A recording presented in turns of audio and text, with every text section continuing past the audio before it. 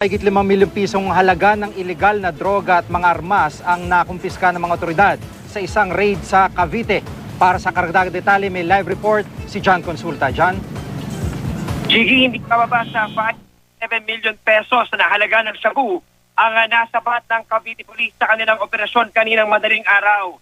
Pahirapan ang naging pagpasok ng pinagsanid na puwersa ng Cavite Provincial Intelligence Branch, Cavite SWAT, Cavite Mobile Patrol Unit at PNP Region 4A sa dalawang target area na Barangay Tato Ismael, Dasmariñas, Cavite. Bukod kasi sa mataas na gate na pinatibay ng mga steel braces, tadtad rin ng CCTV ang daan papasok sa target area.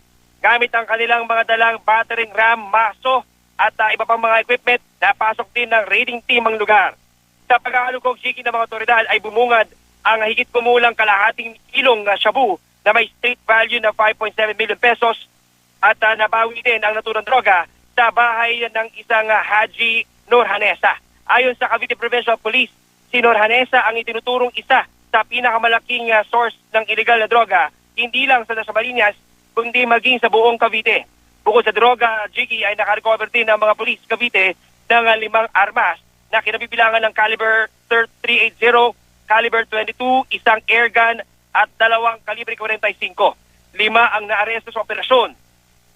Tuloy-tuloy naman ang kanilang follow-up operation ay sunod na rin sa direktiba ni Provincial Director Police Senior Superintendent Jonel Estomo na targetin ang mga pinagmumulan ng droga sa probinsya. At yan muna ang latest mula sa Cavite. Balik siya, Jiggy. Maraming salamat, John Consulta.